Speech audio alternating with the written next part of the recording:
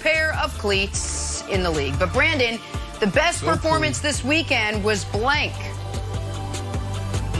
Mike Evans. I would have went with his partner Tom Brady, but he doesn't qualify because he only had a phenomenal game, record game, but only in a half. So I'm going to go with Mike Evans. 10 catches off of 12 targets, 181 yards, 2 tubs. Mike Evans is the right answer. This dude is a monster, and he will be one of the reasons why this team make a lot of noise in the playoffs, Nick. Listen, I am getting sick of being the person on this show that has to show some respect to the elder statesmen of the league. You're just overlooking the quarterback of your preseason Super Bowl pick out of the AFC. I got to deal with Wilds calling him mean names like Rigatoni Roethlisberger and Bolognese Big Ben. Big Ben down 24-7 with the season falling apart. Goes for 340, 3 touchdowns. Gets his team a de facto bye in Week 17 if they want it. They can go into the playoffs feeling great, playing the best offensive half of the year. Now, does it help they went up against Phillip Rivers, and Phillip Rivers, when he can barely see the playoffs on the horizon, is just going to start giving the ball away? Of course it helps, but you knew that was going to happen, and Big Ben took advantage. So old Rigatoni Roethlisberger shows he's got a little something left, unlike what Kevin Wilde's been saying for weeks about him. Okay, that's not true, anyone that's just tuning in. Kevin Durant. Here's why. And I know he missed the game-winning shot. We just showed it against the Hornets. But we were like, Kevin Durant's back. He's playing great on offense. Kevin Durant's back. They're blowing out teams. This play, which people are saying, oh, Terry Rozier caught a body. Terry Rozier put Durant on a poster. No, he didn't. If you want to make that poster, no one will buy it. This play is a Nets highlight. Kevin Durant going full speed to contest a shot where you know you're going to land awkwardly was the biggest sign that he has no worries about his Achilles at all. Even though Terry Rozier had a nice dunk, it wasn't a poster, but to me, Kevin Durant showing that he's back and contesting things, landing awkwardly, means the Nets are going to be a major problem. I know you think they're going to be a problem. It's going to be a major problem. I bet you Terry Rozier would buy that poster. Raiders and Dolphins, and once again Tua struggled, and once again Fitzy came on and saved the day. But Brian Flores said, sticking with Tua for next week's big game in Buffalo. So Brandon, Brian Flores' decision to stick with Tua is blank. Look, Jen, everybody knows I'm a Fitzmagic type of guy. Had 17, 18 different quarterbacks, and he was my favorite one to play for.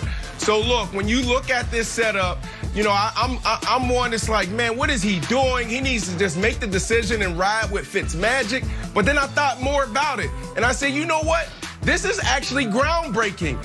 Brian Flores has figured something out. I don't know if it's like a 6th Man of the Year award, 12th Man of the Year award, whatever you want to call it. But it's working, and I'm not going to question it, although I am in love with Fitzmagic. So this is groundbreaking.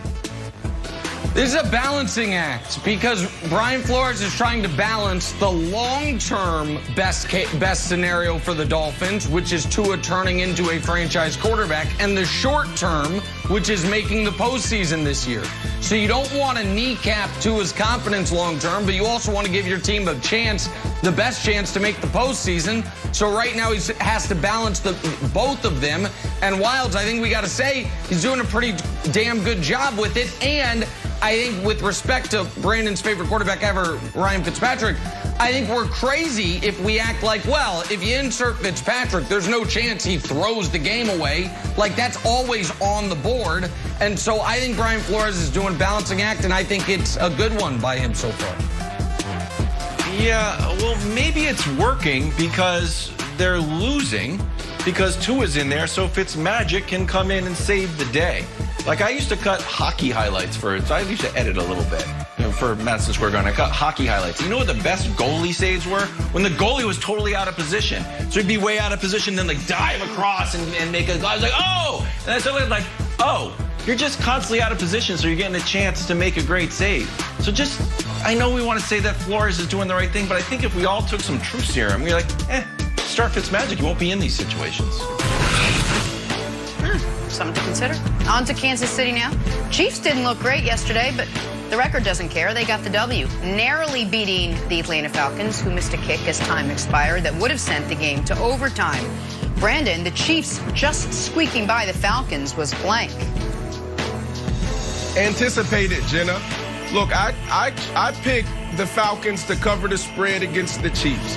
When you look at it, this Falcons team is a really good team. Their record just doesn't show it. Since that coaching change, this team has been playing much better. Now, when you look at the Chiefs, they have won 7 straight games against 6 or fewer points. They have won 7 straight games, and I'll say this again, with under 6 or fewer points. That is a big deal. This is anticipated. And Nick, I chopped that up a little bit. Fix that for me, buddy. Listen, 7 straight wins where the margin of victory has been less than a touchdown. That's what Brandon was saying, and I understand that. There you go. Listen, the Chiefs squeaking by the Falcons was filler. Because everything for the Chiefs this year has been filler until they're going to go 15-1. Their quarterback may or may not win the MVP. And they are just, I mean, they did this in the first quarter. In the first quarter, they're running single wing pirouettes with throwing the ball to Patrick Mahomes. If you think this is a team that is taking these games seriously, I got something else to tell you. Now, they're so good they win anyway. But Wilds, they ran this play in a tie game on 4th down in the first quarter. You know why? Because they're bored, and they've been bored since the Super Bowl. Okay. Well, you're an A.J. Terrell catch away from losing the game. I think this is going to end up biting you bad, Nick. I don't think it's going to work. And I know you say, oh, they're bored. They're trying to. What was my answer? Oh, Chris Gaines. You remember Chris Gaines? He was like Garth Brooks' alter ego. He sold 170 million albums. Like, you know what I am? I'm a new guy. I'm Chris Gaines. I can put a wig on and I sing rock and roll now. Like, all right, that's not going to work. Just go back to what you're good at. No more Patrick Mahomes catching the ball. I know this little spin around play is like from 1912 that Andy Reid dug up from some Yale versus whoever game. Just do normal stuff and win games because you're getting very close to losing games. Very, very close to losing games. Listen, I agree. They're clearly the worst 14-1 team in the NFL this year. I just have a quick question, Wild. Because it seems like you're kind of dancing around it. Do you think the Chiefs are in trouble come the playoffs? I just want to know. Do you think they're in trouble? Yes, I do. Oh! Yes. I think here's what I think. Bills. Here's what Buffalo. There's very 11-0 Steelers vibe about them.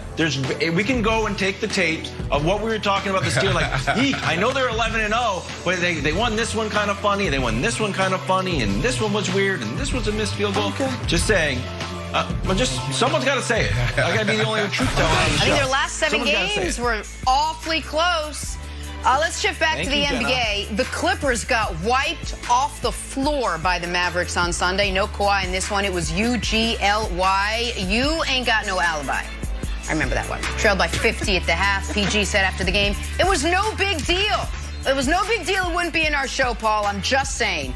Brandon, Paul George saying the 51-point loss was no big deal is blank. Too much merrymaking. That's what this is. Paul George said it after the game. He talked about, look, I had a great time on Christmas, and the game just snuck up on me. So he was celebrating a little too much. So that's the answer. Too much merrymaking for Paul George and the L.A. Clippers. Listen, it's on brand. It's on brand for the Clippers to be embarrassed in historic fashion. It's on brand for Paul George to say something ludicrous. And now I'm going to do something Kevin Wilds hates when I do, which is to go back to the previous question for just a moment. I just want the audience to know, because I heard Brandon yell the Bills. That would mean Brandon now has covered the Steelers, Titans, Colts, and Bills, all as potential AFC champions. So he's basically got the whole field, and I'm sitting here alone with just the Chiefs. So we'll see how it works out. But Brandon, throughout the year, we've gone Steelers, Colts, Titans, and now Bills. Got it. I'm not changing. I picked the Steelers, but I'm going to be real. They're struggling right now. But go ahead. What is it, Wild? Move on. Go to the Clippers. No, he's not allowed to do this. You're not allowed to do that anymore. You know what? Take your microphone off during the commercial break in 2 laps around your building, because you can't just say, "Hey, I don't even know what we're talking about anymore." You can't go back and talk about that. No, we're talking about the Clippers. Laps for you. Okay, now I can't talk about the Clippers. Laps for you, Joe Judge style. You're not allowed to go back and talk about the Chiefs.